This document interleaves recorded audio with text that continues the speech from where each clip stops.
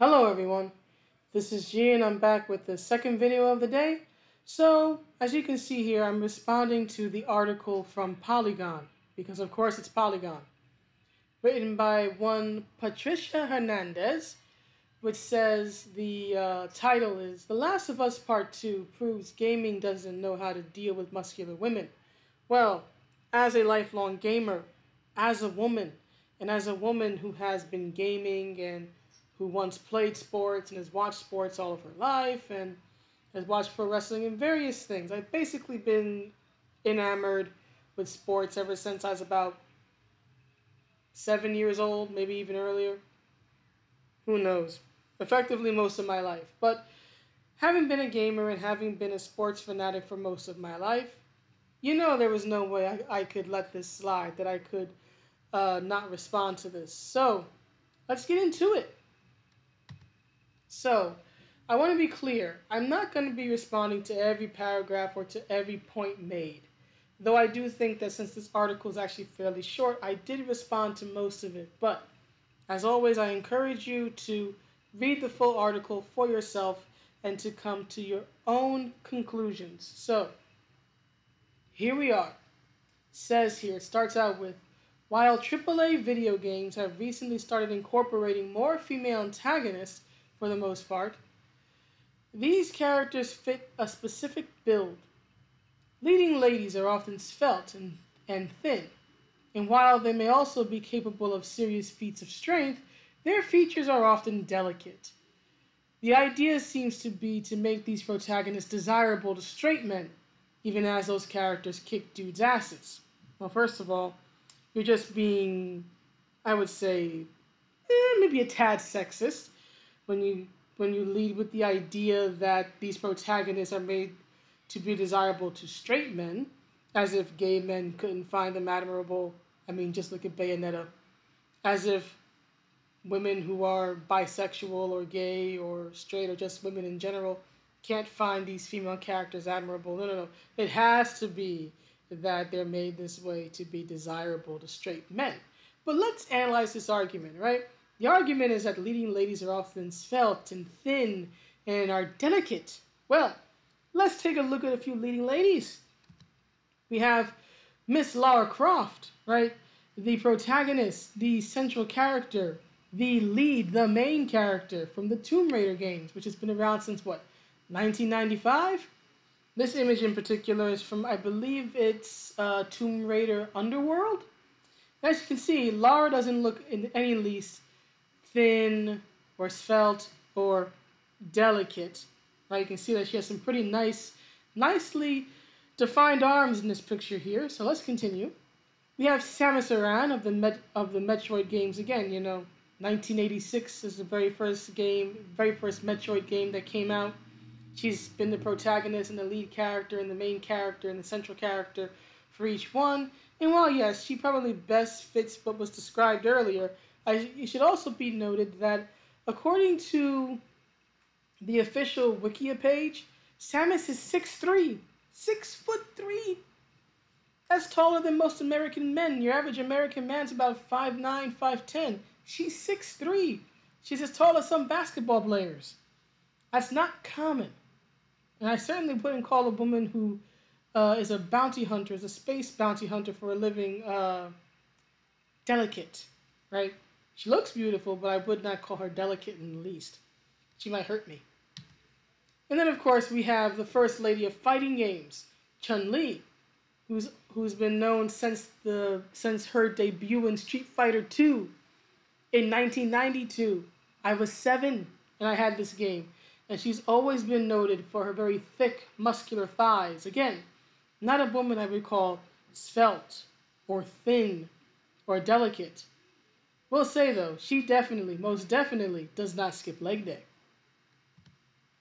Now, I don't want to speak for the fellas here, but I think there are a lot of men out there who will agree with Spike's quote here at the bottom, right? I love the kind of woman that can kick my ass. I think many men would agree with that. Fellas, let me know if you agree with Spike's quote here, right? So there's that. So I don't quite know where Miss Hernandez is getting the svelte, thin, and delicate definition from. Now, continuing. It says here, Abby, a new character introduced in The Last of Us Part 2, does not fit the mold.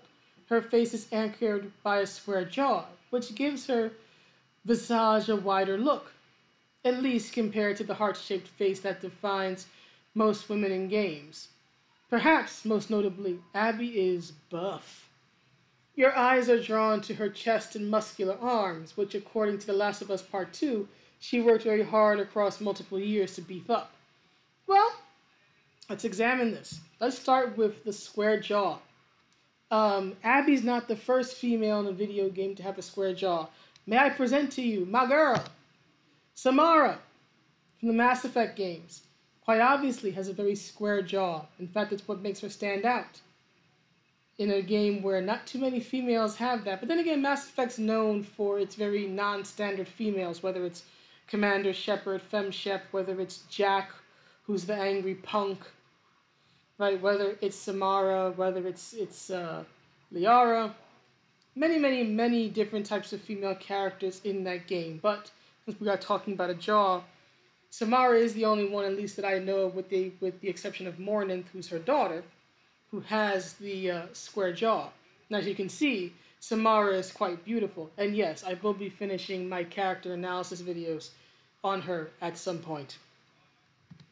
Now you want to talk about buff and the body and muscular. Well, here's Zarya from Overwatch, who's clearly a non-traditional woman, right? Who's obviously very big and bulky and beefy and buff. And at least to my knowledge, now I will admit I don't follow Overwatch, but I haven't heard of any complaints about her design. In fact, the Overwatch character that got complaints and got attention on a more mainstream scale was actually Tracer. It was Tracer. Tracer and her pose that showed off her bootay, right? The classic Cammy-esque pose, which shows off the backside. That was the one that everybody was up in arms about a few years ago. But we want to talk about muscular. Well, let's look at Vanessa Lewis from the Virtua Fighter series. In particular, this image is from Virtua Fighter 4. As you can see, she's very muscular, right? The arms, the stomach, the upper chest is very defined. And this look was actually, at least from what I know of the Virtua Fighter community, people liked this. In fact, when they changed her look in 5, as you'll see here, they made her skin lighter, toned down her muscles. You can see that her stomach isn't as defined as it was. And this wasn't exactly well received. Here are a few comments that I found on a video about Virtua Fighter 5 and about the character of Vanessa. Now, this is from 4 years ago. It says, what's the input for the move where she bleaches her skin between games, right? The change from 4 to 5. Here's another one from 2 months ago, so fairly recently. Ruined her moves, ruined her muscles, ruined her skin. AM2 or Sega should be ashamed. Here's a few more from 7 years back. Nice vid. Wait, I thought she was African. Wow, the skin toning of Vanessa scandal was true. So they made her skin lighter and removed her hips and ass. They just couldn't let her stay a darker skinned sister. Racism. Shake my head. Or smack my head. I don't know what it means anymore. And then another one. Dear God, you made Vanessa look like an idiot with that getup. So obviously, at least for some gamers, when this was shown several years ago, this was not received well. People liked her Virtua Fighter 4 look where she's dark-skinned and she's very muscular. This change to making her lighter and more muscular, at least for some people, was not well received. I like this comment here. Vanessa and Elena, and this is from 7 months ago. Vanessa and Elena from Street Fighter remind me of Storm from the X-Men. I agree. But they remind me of comic Storm, OG Storm, back when Storm was written well. And not the Halle Berry or Alexandra Shipp versions of Storm from the movies. Sorry, ladies. You can't you can't beat the source material. But moving on. So now the article continues, or at least the next part that I've chosen to address continues. As someone who regularly boxes and plays sports, Abby's appearance isn't just familiar to me, it's aspirational. It's been baffling to see some of the popular dissenting opinion on the game, which is often directed against Abby. Part of the dislike seems unavoidable. The Last of Us Part 2 asks you to play as a character who is fundamentally opposed to the heroes we've spent hours learning to love and protect. Abby is a hard sell, and that would be true no matter what she looked like. But much of the hate visible on social media isn't just about the story and Abby's likability compared to Ellie and Joel.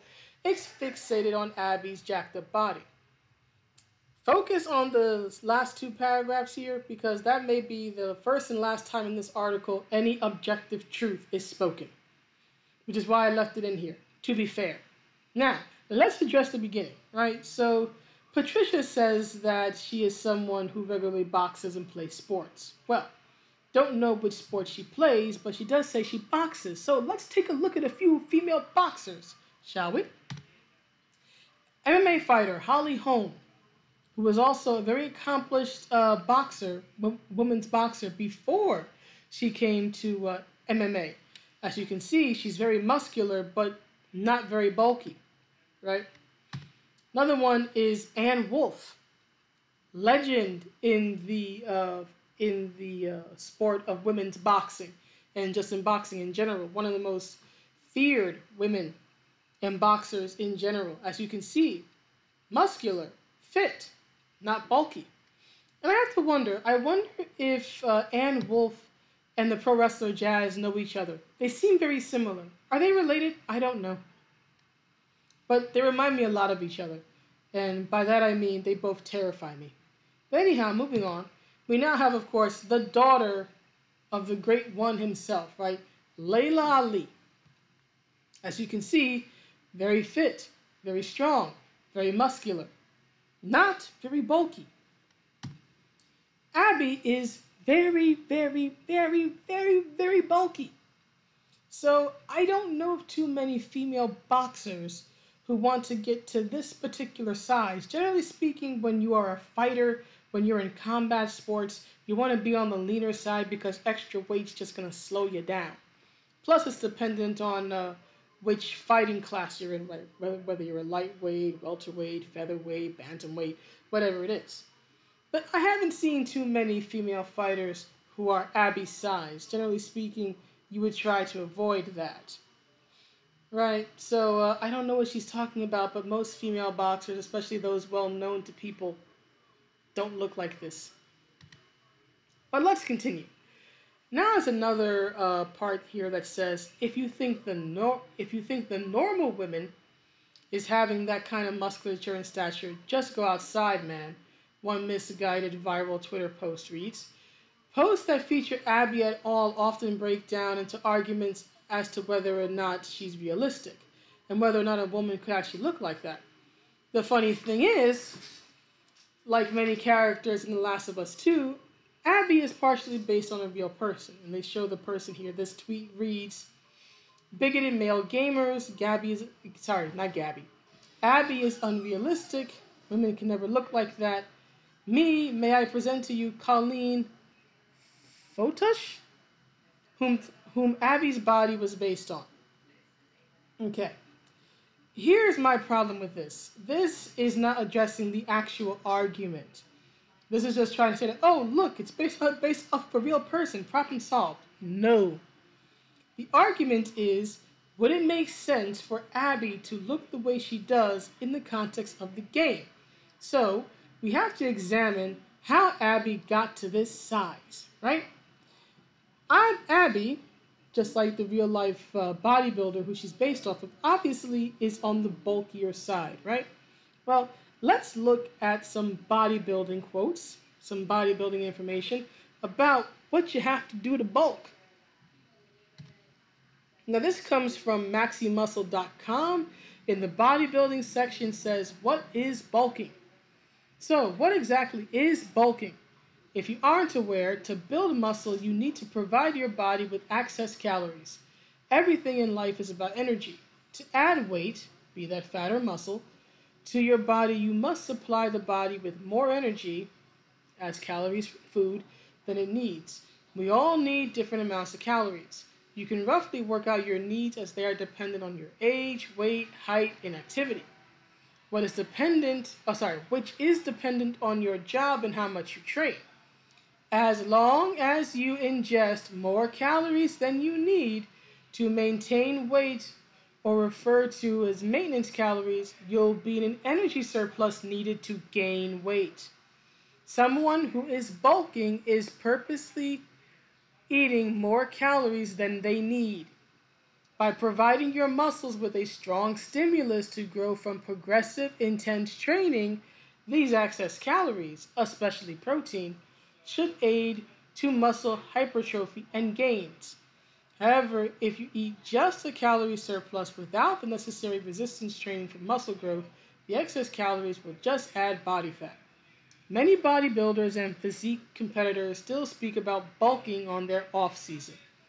This is a time of year where they aren't competing, so do not need to be lean with a six-pack.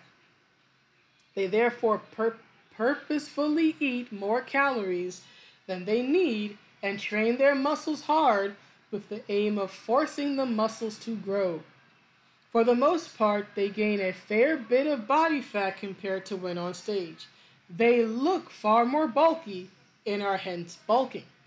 So that's about bulking, right? So we've established that you have to train a lot, you have to do progressive intensive training, and you need to intentionally consume more calories than you need. As it says here, someone who is bulking is purposefully eating more calories than they need. So that's 2 of the 3 things that you need for a successful bulk. What's number 3, you ask? Sleep. Now this comes from bodybulk.net. It says here, sleep in bodybuilding. Just how important is it? Why sleep? And the little snippet that I have here reads, apart from allowing your body to rest and recuperate, sleep offers a wide range of other health benefits such as mental alertness, repairing muscles, and obviously recharging the brain cells. Within men, human growth hormone, or HGH, is released during sleep. 60 to 70% of overall daily growth hormone is released and is done so during sleep. However, eating before you go to sleep can reverse this process and increase protein synthesis. Sleeping can also help reduce your stress levels, fight off infections, help improve your overall weight management. Having a bad night's sleep can increase your risk of developing conditions such as heart disease, dementia, and other mental health issues. So, as is noted here, right, when you sleep, right, your body repairs the muscles, and at least within men, human growth hormone is released during sleep, 60 to 70% of it. While of course Abby is female, it would not surprise me if the process is not too dissimilar. So in closing, you need to eat a lot, to eat in excess to gain weight, to exercise a lot, and then to sleep a lot to have a successful bulk. And you must do this for several years. So somebody tell me how Abby's able to eat a lot, sleep a lot, and work out a lot during the zombie apocalypse. During the zombie apocalypse, when food is going to be scarce, where rest is going to be scarce, and where intense exercise is going to be the last thing on your mind. The fact of the matter is, her body makes no sense. Now, what would have made sense, given the fact that this game is supposed to be taking place in a post-apocalyptic world, right? It's the zombie apocalypse, everybody's infected, people are trying to kill you, you don't know who to trust. It would have made more sense if she had a lean, mean look, right? Lean, muscular, mean, fighting machine type look, as Linda Hamilton did when she played Sarah Connor in Terminator 2. And anybody who has seen Terminator 2 knows that the character of Sarah Connor was by no means delicate or soft or a pushover. or anything of that sort. She was one-handing shotguns. She was threatening people, killing people. She was a very strong, mean, aggressive woman. She actually was not too dissimilar from Abby. Right? The fact of the matter is that Abby's body simply makes no sense. The only way Abby's body makes any sense is if people are worshiping her and basically keeping her hidden away and allowing her to eat everything and to sleep and to exercise, and she's completely just isolated. Or, and this might have made sense for the game itself, maybe her father, because he was a doctor or a scientist or whatever, was experimenting on her, right? And he made a medicine or whatever, maybe a pill, right? That she has to take regularly to maintain this look and this size, and the side effect is that she's overly aggressive. I don't know. But I think those possibilities would have been much more plausible than just, oh, she just happens to be really buff. She somehow found what? It's been, what, 5 years, I think, in this game between the first and the second one? She somehow found within 5 years enough time to sleep well, eat to excess, and exercise to excess to get this big. It makes no fracking sense. And then, of course, the next part of this article is, this, of course, doesn't satisfy some detractors, i.e. me. It just changes the debate. Is there enough food for someone in the post-apocalypse to mass up like this? Yes, the WLF is canonically depicted to have plenty of resources. And here's where I call shenanigans. Having plenty of resources is not the same as having an excess of resources. Abby would need an excess of resources, in particular an excess of sleep, and an excess of food, and exercise, and time to exercise, right? Do structured formal training and do this for years. There's a difference between plenty and excess. The only way you can get to the type of body Abby has, or The Rock has, or a bodybuilder has, or a power lifter, power builder has, any type of massive form, is if you have the time, the food, the money oftentimes, because you got to pay for all this stuff somehow, right? The time, the food, the sleep, and the money to do all this. None of which is going to be in even plentiful supply, let alone excessive supply in the zombie apocalypse. The whole point about the zombie apocalypse is that everything is scarce. It's the furthest thing from optimal conditions. The only way you can become a mass monster like Abby or The Rock or someone else is if you have optimal conditions that allow for this to happen. The zombie apocalypse or any sort of apocalypse is the exact opposite. You're fighting to survive, not to get your gains, man. So there's that. And then it continues. Can we really say this is a realistic body type if theoretically you have to train for ages to achieve it? Realism has no bearing on how common something is, just whether or not it can be true. Again, to me it's a matter of plausibility. It is implausible for Abby to look this way without, again, it's the zombie apocalypse. Unless she's been hidden away and they've allowed her to eat up and use up all these resources, it makes no sense. Now here's the thing. You can have a character who makes no sense in a story or a video game. It doesn't always have to be bound by reality or plausibility. But if you're going to do that, if you're going to go so far away and so opposite of what people know generally would make sense in this situation, you need to provide an explanation why. You can have Abby be, what is it that Young Ripper says? Big Mama Pump? You can have Big Mama Pump Abby, but you need to explain how she got here. And simply just plopping her into the story and going, well, she's a buff chick, is not an adequate answer. I'm sorry, it's just not. Moving on. Especially when you compare her to Ellie, right? We see Ellie, who also doesn't have a lot of resources, and we see here that she's much, much, much skinnier than her shadow archetype in Abby here. Now, again, moving on. Now, here's the next part. Perhaps the grossest result of all this is the insistence that Abby could only look like this if her character was trans, as if only folks who are assigned male at birth could possibly have big muscles. That conspiracy theory has been debunked by the folks behind the game, but the fact the idea could exist at all reveals something uncomfortable about what limited types of bodies we are used to seeing in the medium. Well, here's the thing. Let's look at what a female bodybuilder has to do, right? Especially a big, massive one. What she has to do to become this big, massive bodybuilder, right? This is Iris Kyle. She, to my knowledge, has 9 to 10 Miss Olympia titles. Several of them, or at least a few of them, are in the heavyweight category. And as you can see, she's very big, very muscular, right? But she's also a pro bodybuilder. Pro bodybuilders, be they male or female, are on gear. They are on drugs. They are on performance enhancing drugs. Everyone knows this. They're very open about it. Right? There's a difference between, say, a natural bodybuilder, and there are natural bodybuilding competitions. There's a reason why they are called natural bodybuilding competitions and not just bodybuilding competitions.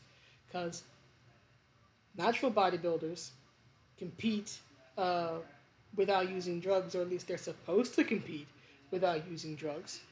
Whereas professional bodybuilders, IFBB pro bodybuilders, compete knowing that they are allowed to take certain drugs to achieve their physique. Now, for a woman, let's look at some of the drugs that they can use.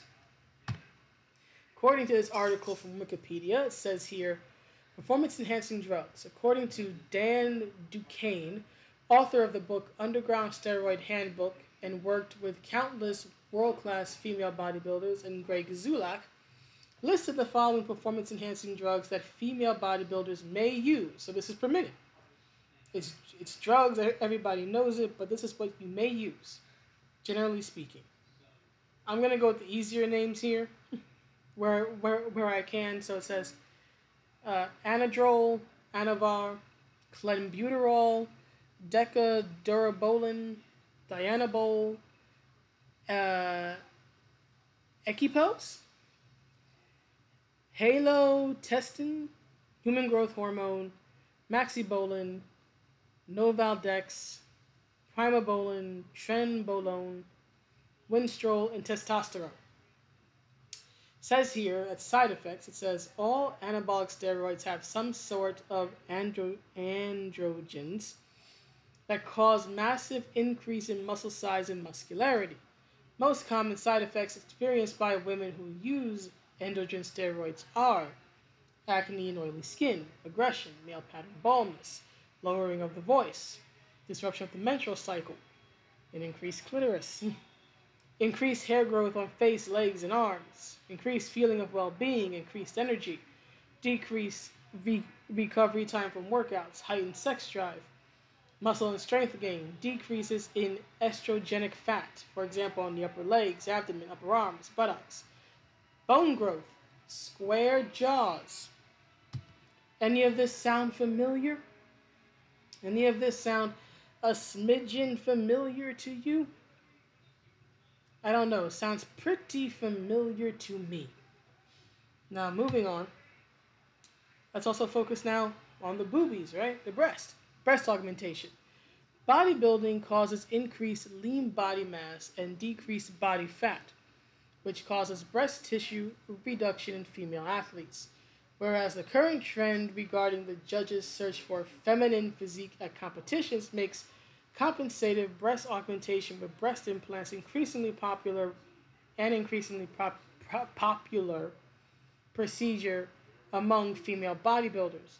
It is estimated that 80% of professional female bodybuilders get breast implants so they can show some cleavage in competition. So this is saying right here that when a woman works out to the extent that a professional bodybuilder does, right, she's losing her body fat. Right? It was mentioned in the other slide that she loses estrogenic fat in the arms, legs, in the rear, and all that, which means they're losing their boobies. And as a result, they get breast implants. Well, guess what? If you've seen Abby's sex scene uncensored, then you know that she doesn't exactly have a lot up top. She's not exactly top heavy. And as you can see here with this clip just before she takes off her bra, right, her chest is very flat. It resembles pecs. It's closer to male pecs than it is necessarily female breast. So it seems to me that it's more likely than not that Abby's a bodybuilder on gear. Maybe that's what Neil wanted. Maybe he should have made that clearer. But it seems to me that's what she is. Now it says here again that the grossest result of all this was the insistence that Abby could only look like this if her character was trans. Now here's the thing. I will admit that gamers overreacted, right? And gamers never should have attacked her appearance or her supposed trans status. I even made a video saying that it didn't matter whether or not the character was trans or just a cis buff woman, because it was going to look bad either way. And yes, gamers can be reactive, gamers can be immature, gamers are a hornet's nest, and when you whack the hornet's nest, when you hit the hornet's nest, the hornets will sting. In this case, gamers were very immature, at least some gamers were. Some gamers were very immature, and they lashed out at the most obvious thing, which was her very non-traditional appearance. And let's be honest, whether she had been trans or not, she was still going to be a non-traditional woman. Yes, the gamers who lashed out at her appearance, regardless, were wrong. But I'd also like to point out why gamers lashed out at her appearance, or at least why some gamers did. And that is because not of how Abby looks, right? Because this article is arguing, oh, it's just Abby's appearance. That's why they were so angry. No. People lashed out at Abby's appearance because they were angry about what Abby did in the game. That Abby was this unsympathetic, unlikable character who murders a man in front of his surrogate adopted daughter. And people expressed their rage by attacking her appearance. Was it the best thing to do? No. Was it mature? No. Did it help gaming? Not at all. But do I understand why it happened? Yes. And more importantly, since we are talking about trans, gamers, at least to my knowledge, don't mind trans characters in games. You don't. You know how I know this? Well, it just ruined my surprise. Well, no one likes you. No one likes Abby. Moving on. You know how I know that gamers like trans, or at least don't mind trans women in their games? That girl is Poison. Poison from Street Fighter. Street Fighter. This goes back to what? The late 80s, the early 90s? Poison actually came from the Final Fight games. Poison's trans. It's generally understood that Poison is trans. And no one cares. No one's had a huge hissy fit over it. So yes, fans unjustly, unfairly lashed out at Abby. But it was not about her being trans. It was about her being an unlikable character who might have been trans and who we ultimately know was not. Now, there actually is a trans character in The Last of Us 2, but it's not Abby. It's some little kid. Which disturbs me, to be honest. But anyway. Now, this is the end of the article. It says here that Abby doesn't look like most women in games. It's true. But Abby's appearance is only potentially jarring because video games lack range when it comes to body diversity. Not because women can't actually look like that. We can, and we do. I'm glad Abby is here to prove it. Oh, really? We have Poison from Street Fighter. We have Shiva, my girl Shiva, MK3 Shiva from Mortal Kombat.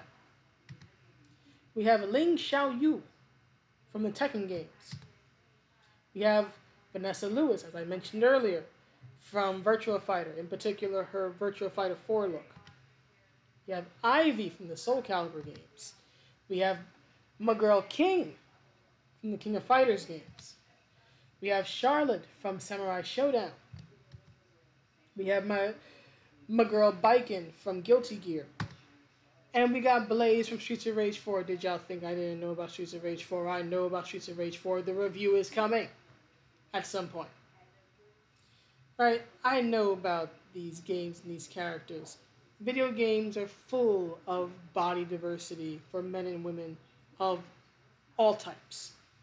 I just listed a few, just one character, one female character from a few fighting game franchises I'm familiar with, and of course one beat 'em up in Streets of Rage. If you take into account all the females in these games and in their various sequels and prequels and midquels and everything else, you take into account again games that are outside of the fighting genre. Right? You have your action adventure games, you have your sports games, you have this game and that game. Right? You have characters like Kojima's females in the Metal Gear Solid games, and you have Lara, and you have Samus, and you have so many different types of characters. Parasite Eve, RPGs, so many different types of female characters who are of different designs, personalities, everything. Bayonetta, you have so many different types of women in video games. Everything from Final Fantasy, whatever number we're up to at this point, to Devil May Cry and everything in between. Gaming has always been diverse. Be it body diversity, be it character type, be it genre, be it people involved, it's always been diverse. Most of the video games we know and love come from Japan, for crying out loud. Gaming has always been diverse, and I will not sit here and allow some Polygon writer to act like gaming is not diverse. Not enough body diversity. Have you seen Overwatch? Anyhow, as I've just stated, right? I wasn't gonna let this article go without an answer from me because I'm a gamer and I'm not going to allow some Polygon writer to disparage games. You can complain about how gamers responded to The Last of Us 2.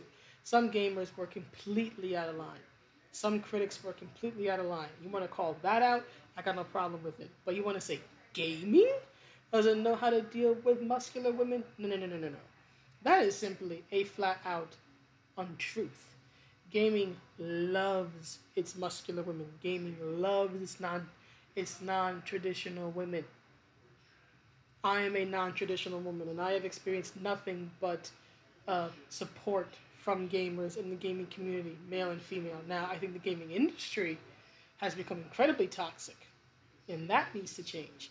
And yes, there is some maturation and some growing up that the gaming community, the gamers themselves, need to do.